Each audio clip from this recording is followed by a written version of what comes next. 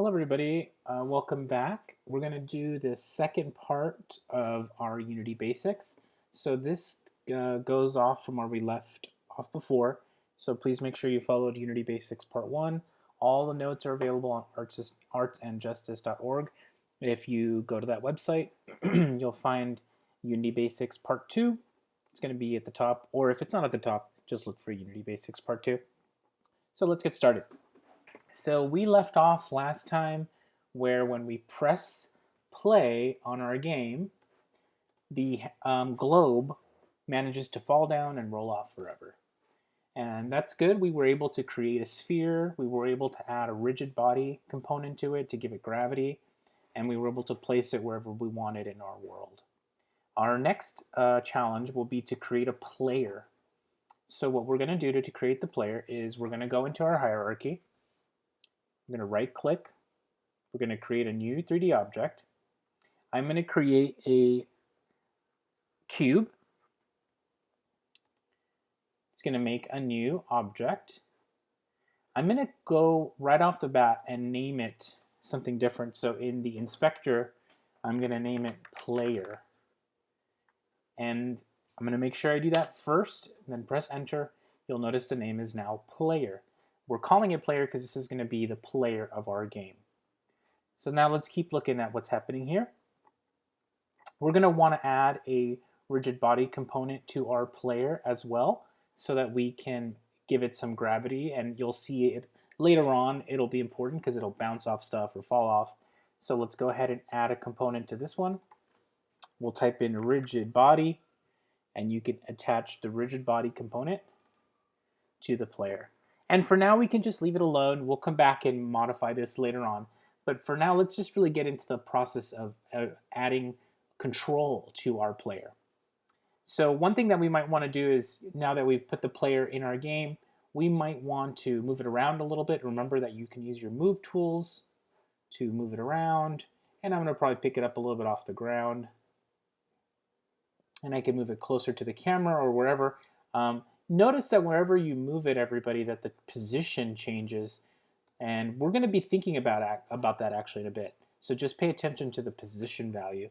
But you could move it wherever it is that you want it to be. Obviously, you want it to be somewhere on the track because we want to be able to drive on this track eventually. So the next step, and the big important next step, is we're going to add a script so that we can control the player. So first off, I'm just going to close up some of these layers here on my player because I'm going to add a new component here eventually. And I'm also going to be adding a new folder. So let's go ahead and do that first. Let's take a look in our assets folder. Inside of our assets folder, right now we have materials, scenes, and textures. We're going to make a new folder in here. So in our project window, inside of assets, we're going to right click and we're going to create a folder.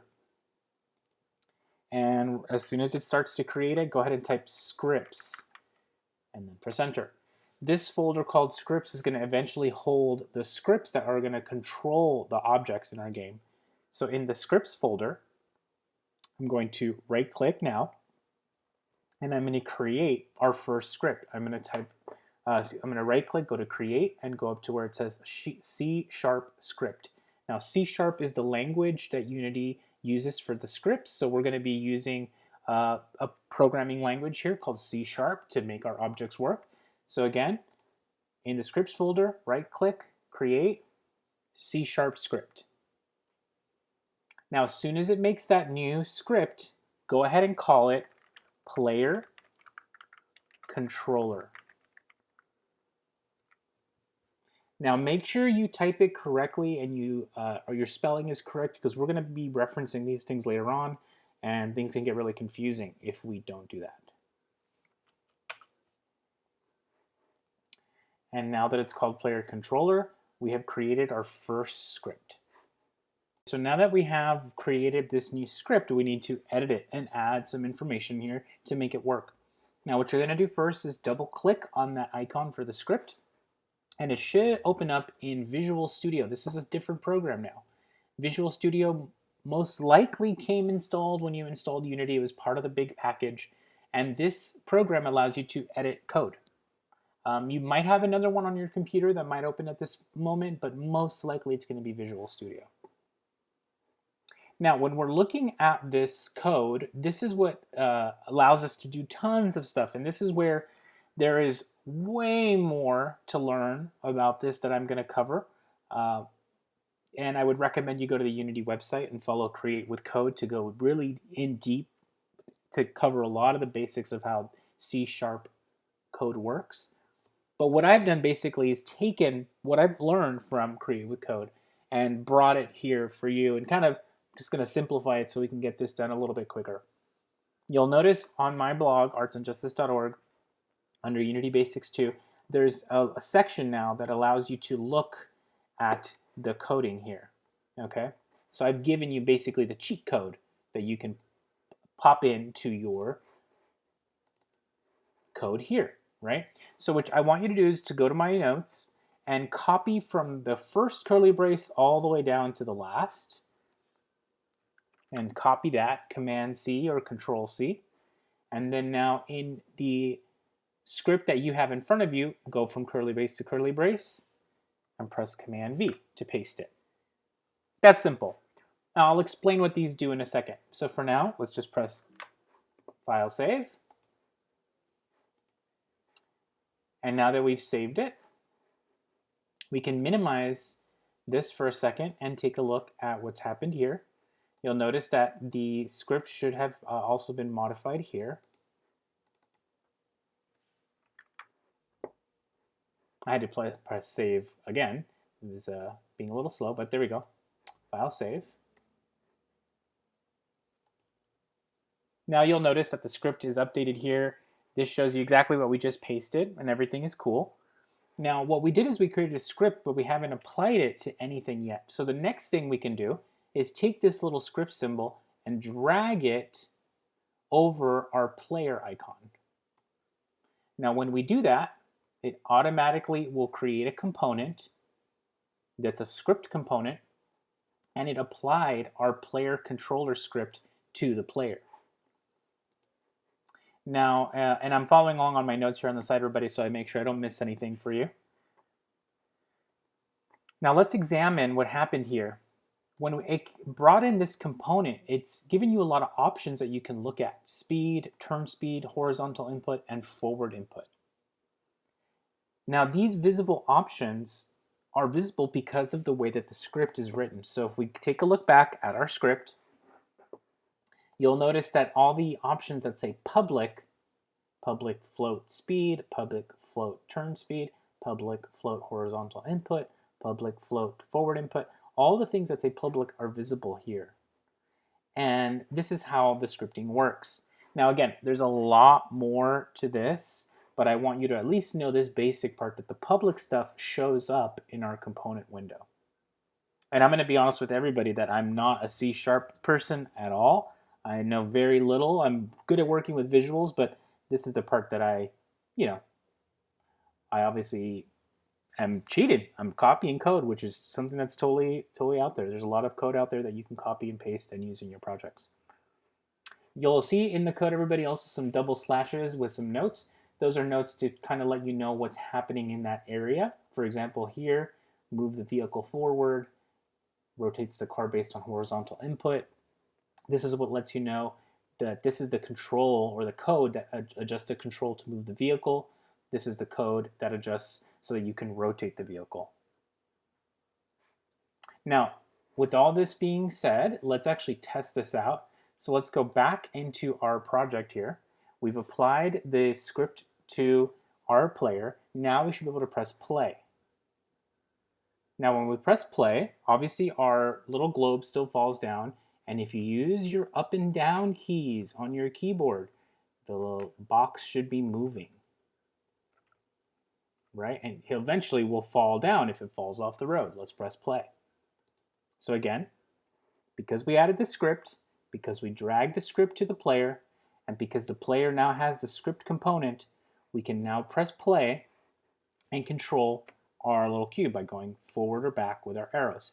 Now what about turning left or right? If you press left or right, you'll notice it's not really turning, And the reason is because we need to adjust the turn speed. So I'm going to turn off the play button, and now I'm going to modify some of these settings. The turn speed, you actually might want to bump it up a lot if you want it to turn quickly. So I'm going to turn it up to 100. Now when I change these values here and then press play, the value is active. So now if I turn left or right by using my left or right arrows, my player will turn much faster. Before it was on 0, so it was barely moving. It wasn't moving at all. But now it's going to move faster. So now we can turn left or right, go forward, and etc. Now you, again, got to be careful because you'll fall off the road. Now let's press play and go back. Now if we take a look at what we've done, everybody, we've modified 2 of those options, right? Turn speed and speed. For example, if we want to modify the speed and make it slower or faster, let's type 30 in speed and press play. Now this thing will move super fast. Be a lot harder to control, right? So you might actually want to keep the speed on 5, but you might want to keep your turn speed at 100. And this is where you get to go and do whatever you want. You can really experiment with these values. Now you'll notice, everybody, when we press play and we press left or right, that the horizontal input value and forward input value, that's responding to the keyboard data. So from my keyboard keys going left or right, this is sending that information to the horizontal input or to the forward input, right? So what we can do here to horizontal input and forward input is we can leave it. This is good for us to know that it's working. But if you wanted to hide this because you don't want to get confused, or you just want to clean up what you're looking at in your inspector, if you went back to your code and you changed the public word to private for both of the horizontal input and the forward input and press save. Now when you come back to Unity, what's going to happen is you'll notice that you don't see those values anymore. And that's actually fine, because those values were there to kind of make sure that it was reading our keys. But if we know everything's working, we're good. So that's just, again, I'm giving you tiny little bits of code info here. Again, I am not someone who even knows how to use C#. I'm really someone who's following tutorials on unity.com, which I recommend that you do. I'm just trying to simplify it for you here. So if you have more coding questions, I would just going to point you back to unity.com. They have a lot you can follow there. Now, the next thing that we should do is we should make the camera, which is here, we should make our camera go ahead and follow our object, right? Now our camera is behind our object at the moment, and it'd be cool that when I press play, for example, and drive forward or drive backward, that the camera would follow my player. So let's make that happen. We're going to do that in a very similar way by adding another script and then attaching the script to the camera. So let's go back to the script folder. Let's right click again. Let's go to create. Let's go to create C# script. Now this one, we're going to call it follow player. Now it's really important, everybody, that you name the script as soon as you create it, because it can cause some problems later. If you try to rename it, you'll get errors because it kind of creates a name as soon as it's made. So going back and changing it can kind of cause some trouble. So always make sure you name it as soon as you create the file. So right click, create new script, and name it. Now let's open up this new script, follow player. You'll notice there's nothing much in here yet because, again, the basic script in Unity comes with not much, just this setup. So you're going to go back to my notes here and you're going to do a little copy pasting. You're going to do the same thing where in my notes you're going to copy from bracket to bracket, Command C, and paste from bracket to bracket, from the first bracket to the last. And now that you add it, press save. Come back to your Unity game. Now you'll notice this, all we did is created the script. We haven't added anything yet, right? So now what we're going to do is take the follow player script and drag it onto main camera. Now when we go to main camera, it has a new script called follow player, which we just created. But there's a little thing you still got to do here. where it says player, this is where you're going to tell the script what do you want to follow. And in this case, you want to follow the player. So you're going to take the player icon now and drag it into that field where it says follow player. So again, I dragged the follow player script to the main camera. Now I'm taking the player icon and dragging it into the little field there that says player. This is going to tell the camera, what do you want to follow? Cool, so let's press play and let's see what happens. Now when you press play, you might notice that the camera shifts. We're going to talk about that in a second.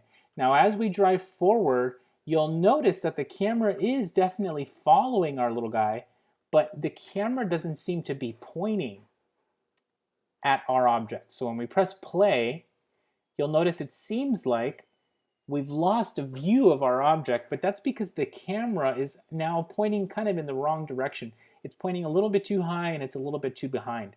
So let's figure out why this is happening. And this is what's in my notes here. If you notice, everybody, right now in the follow player script, let's take a look at the settings here. The follow player script is its position, where it says transform.position, is being defined by the position of the player and an adjustment of 0, 5, and -7 to that position. So in other words, the camera will always be wherever the player is plus 0, 5, and -7 to position. So if our player is at 0, 0, 0, then the camera will be at 0, 5, -7. Let's take a look at what's happening here. If we look at our player right now and we look at its transform settings, my player's not exactly at 0, 0, 0. I moved it when we first started. So that's why it's a little bit weird when I press the play button. It almost looks like the camera just moves really fast to some different location. Well, that's because the camera is taking the position of the object and it's adding another set of values to that. So let's make this, let's kind of mess with this for a while to have this make a little bit more sense. On our player, let's reset its position values back to 0. All 3 zeros. Now I know that that doesn't actually look good because now my player is halfway sticking in the ground, which is kind of weird. It's not really what I want. But I just want to show you something here. So when I reset my player's positions to 0, 0, 0, now if I press the play button, the camera is moving itself up and above beyond that. So what we should probably do here is adjust the camera settings a little bit. So what I'm going to do is I'm going to adjust my camera now, and I'm going to think about where I want it to be, right? I set up my camera on my screen to be 0, 1, and -10 because that made sense for me while I was designing my project. But my script has my camera set at 0, 5, -7. So let's just follow what we got on the script. So 0, 5, and -7. Okay. Now you'll notice this is giving us that same thing that we've been looking at before, where the camera's kind of floating off and into the distance, right? And if we take a look at our player, obviously, you know, this isn't working so good. And this is one of the challenges of us copy pasting some script that came with, you know, some other values. It might not always match up to what we want, right? So we're going to have to just adjust some settings here. One of the things I definitely want to do is I want to rotate my camera so it's probably looking a little bit more at my object. So I'm going to think about the rotation of the camera now here in my values. I'm going to play around with the X value. Oop, excuse me, let me click on main camera, my bad. And now, again, if I was to adjust my rotation values here, for example, X rotation, the camera would look down, right? I might want it to look down. I might actually want to set the camera, if I set the camera to 0, 0, 0, right? I put the camera in the same place as my object. I don't want to do that. So I'm going to keep its position at 0, 5, -7, but I'm going to adjust its position to something that makes a little bit more sense to me. So for example, with my rotation, I was going to point down more on my guy. How about a rotation? Let's try 20. So we're looking down on the road, right? Now, let's press play. Our camera's looking down, which is what we want. And now when we move our object, yep, it's following our little guy. If he rolls off the ground, the camera's going to follow it rolling off the ground. So what we can do here is we can adjust, again, some of the issues that we've got. One of the main issues I have right now is that my player is not really on the ground. So I actually want my player to be a little bit higher on the road. I want it to be on the road exactly. So I moved my position up quite a bit, 0.56 in this case. Now when I press play, remember that the camera is going to also move in relationship to that value. So this is where you have a couple options. You might want to adjust the camera settings here, or you might want to adjust them in the script. So maybe, and here's, again, this is where now this opens up to a lot of different things for you. What I did so far though is I made the camera align itself to what I had written in the script. But maybe I should change the script a little bit. And what do I mean by that? Well, let's take a look at my position. So right now my Y position's pretty high up. I actually think it would be cool if the camera was more behind my car. So what if it had a Y of, let's do a kind of solid number like 1, right? I would like it to be right behind my object. Also, I'm thinking that I don't want it to be so far behind my car. What if it was right behind my car?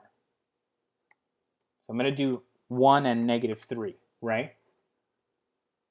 Now, here's the tricky thing. If I do 0, 1, and -3, and I press play, it's still going to add those values from before that were in the script. So if I want my camera to follow what I've changed here, then I should modify the script. So I'm going to go back to follow player.